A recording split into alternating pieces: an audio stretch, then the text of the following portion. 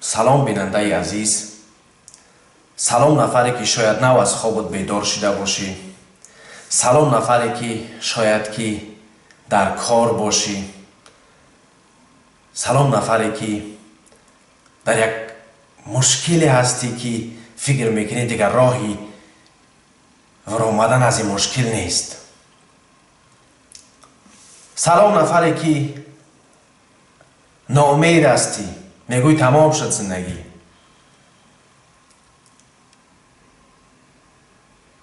ختم هستی نیستی. آینه نیلگون تا خاموش کن. این گپا را خوب گوش کن. پیش از این که این گپا را بگومت برادر عزیز، یک گپ دارم. یا که خواهر عزیز، یا که بیننده عزیز، همین ویدیوهایی که من ثبت میکنم، همین نوارایی که من ثبت میکنم، امید دارم که هر یک نفری به انصاف تماشا میکنه، هم آبونه میشوه، هم برای رفیقاش یا اینکه در صفحه اینترنتیش میکاره همین نواره که دیگران هم ببینن که از این فایده ببرن. یعنی امید دارم. امروز در یک باره میخواهم بحث بکنم که دوستا، نفرایی که در این باره اگر فکر اندیشه‌ای داشته باشین، خواهش میکنم در کامنتاریا بنویسین، یا اینکه در نظریات. امروز خب وقتی که دیگه میخواستم از خفای زندگی بشم، همین یک چیز میگفتم. خب نمیگم که کتاب خونی بعدم، نمیگم که عالمم، نمیگم که از شما خوبم. نه برادرای عزیز گرامی، خدا شاهد نه، الله شاهد نه دوستا. چون اگر ما هم اگر حقگوهای ملت نباشیم، همه را دشمنا بگیم که از بین میبرن. باور کنیم. بسیاری ها میدونین که مردم ما وقتی که در خارج میرن، وقتی غریب هستن، موسیقی های زیغ شونده را، موسیقی های آی غریبی ما، آی غریبی به آچه و یه غریبی نمیکی و نمیسرا، همه کسان عالم میکنن در زیقیان یه غریبی خیل غریبی و خیل. در همین وقت دشمن کارش چه میکنه دوستای عزیز؟ اگر یاد داشته باشین، میگفتن که شیطان ناامیدای، بنده به امیدای. اما دشمنان قسم خورده تاجیک هم کوشش میکنن که تاجیک از امید، از هدفهاش دور کنن. من میدانم امروز همون کتاب گفتگی دوستا پیداش کردم. خوب با زبان آلمانی نمیخونمش که بگین که دوستی عزیز میخوان شام بده که زبان هم میدونه. نه برادرای عزیز، نه، این گپا نیستک. این کتاب میگه که خاطره میتواند که انسان را به مرگ برساند. یعنی خاطره میتواند که انسان را شکست بده، اما باید انسان شکست نخوره. چون دشمن در همین وقت دست به کار می شود. چون دشمن در انتظار هایی که یک تاجیک ناامید شود که در بالاش کار کنه، یک تاجیک از هدفش دور شود که دشمن در بالاش کار کنه. این را همیشه کوشش میکنه دشمن در انتظار هایی که یک تاجیک ناامید شود. قبول دارم که بسیاری جوانای ما، شیرمردای این ملت، نفرایی که میتوانستند برای ملت وطن خدمت بکنن، امروز در خارج هستند. بله زندگیشان مشکل است، اما همون دشمنی که ترا بر روسیه برده است که قدری ترا پس بکنه، همون دشمن کوشش میکنه که ترا ناامید کنه، که تخت نشناسی. اگر که روز اخت شناختی، همون روز کوشش میکنن که تا دشمنت اعلام کنن.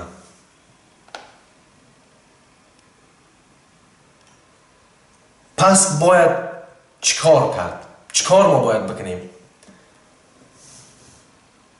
ناامیدی را، ناله کردن، به هدفی را از خودتان دور کنین. 4 ماه می شود دوستای عزیز که من برای تحریک مردم، برای با خود باور کردن مردم دعوت دارم. شکر خدا زیاده از 100 نفر هدفهای خود یافتند و امروز من با خوشحالی میتونم بگم که دوستای عزیز ما میتونیم که دشمن بگیم که ای دشمن، ما عقل مو زیادتر او فکره که تو میکنی از او ای. تو امروز فرزند این ملت بر روسیه بردی، تو امروز فرزند این ملت میگوی که روسا است که خوبن. تو امروز فرزند این ملت به جای میاری که یک تاجیک در فکر او هست که فقط شکمی خودش سیر کنه. دشمن باید خوب بدانه که تاجیکا او تاجیکای 10 سال پیش نیستن. تاجیکای حاضی تاجیکای گفته هم مردم آلمان ماده هنشدگن. تاجیکای ما از یعنی که نوان.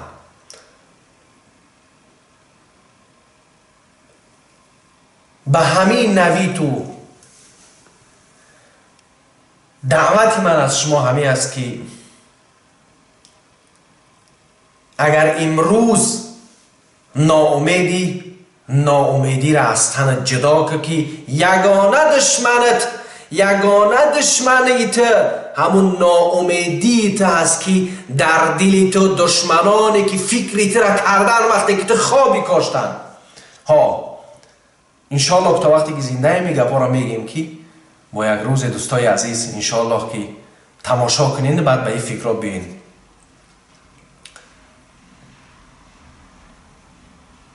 برای هر یک ویدیو دوستای عزیز حداقل 100 صفحه کتاب میخونم دوستا که همین چیزا در شما درک کنه، شما بفهمین معنای گپ چیه. اگر امروز برای تو موسیقی فقط گذاشتن که فقط درباره غریبی گپ زنه و تو را ناامید کنه، تو ایرا بدان فرزندی تاجیک، تو ایرا بدان که تو باید بهتر از آن باشی، خوبتر از آن باشی، خوبتر بفهمی راهی را که برای تو دشمن تیار کرده است. همین خیلی هست دوستای عزیز. امروز ما باید ساده کردن مردم بگیم که دشمن اساسی کیه؟ ترس بیاییم بزنیمش برای گم شود. تمام کتمی هست باید بگیم. امروز در بالای مردم تاجیک کار رفته ایستاده است که همه مردم به هدف کنن، همه مردم ترسانچک کنن. گپیش همی بگیم که آمش بگیم که بفهمینش. همه مردم که به هدف کردن دیگه میتونن که با یک چوپانی کنن تای سرشو.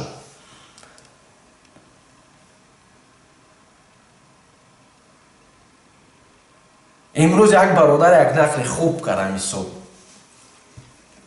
خب اگر همه نقل خوب کردن نتونستم دوستا کلمه که میدونین ناراحت نشین، بنویسین درم نظریات. گفت که در وقتش یک پادشاه بوده است. میگه زیق شده است هم خیلی نشستگی. گفته از این هر کاری میکنیم این مردم هیچی نمیگن. بعد جلوی یک روز نرخی بازار قیمت کرده است، یک روز نرخی چیپتن قیمت کرده است. خوب دیگه نمیدونم اون وقتا چیپتن و مبتن نبود. خوب بگیم که این وقتیش میگم که بفهمین. بعد جورا یک روز دیگه آمده است مردم آوش قیمت کرده است. مردم خب.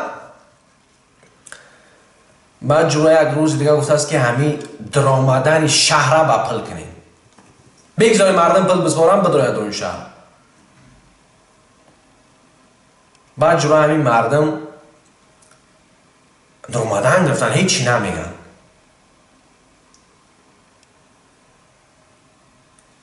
این پادشاه گفته است نه از یکیش بالا رفته است. آخه این مردم گفته است خبای همه کبی گفته این مردم میکنه، فهمیدی؟ بعد گفته است که درآمدن برآمدن شامپل بودین با پل کنین. مردم همه درآمدن شام گرفتن، همین کارگرای هم پادشاه با پل کردن. این مردم خب بعد جورا گفته است که در همین خارج، در همین ورامدن همین دروازه شهر یک نفر امانه که هر یک نفر که بیرون میروه هم یک شتش بزنن، یک لگتش بزنن. بعد مردم میگه همین خیلی ایستادگی قطارک، فهمیدی که مردم باید بفراین. کی میگه در همین وقت مردم یا که اعتراض سر کنن. در همین وقت که مردم اعتراض سر کردن، دوستای عزیز بفهمیم برای چی اعتراض کردن. که در همون دهن دروازه آخی یک شتزن، چند تا شتزن موننده، مردم قطارک نبستن که با کاروباری خود چوب رسن. اعتراضی مردم نگاه کنین دوستا. خوب از هدف خود دوستا دور نشیم. هدف بسیار چیزی مهمه. فهمیدن که در آینده چی میخواهی بسیار چیزی مهمه. ما دیدیم زیاد نفرهایی که به هدفهای خود میرسن.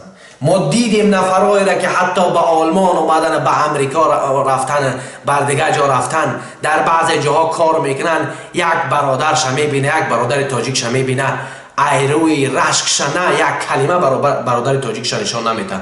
من هر روزه قطعی 10 15 20 نفر 30 نفر تاجیک صحبت میکنم. از هر روزه زندگی مردم تاجیک هم در داخل هم در خارج میدونم. اما شما از اون نفری باشین که هم برای هدف خود کوشش بکنین، هم هدف خود بدانین که دشمن راضی نکنین. هر وقتی که به هدف شیرین بدانین که دشمنتون از شما راضی ای. هر وقتی که هدف خود فراموش کردین بدانین که شما بای دادین.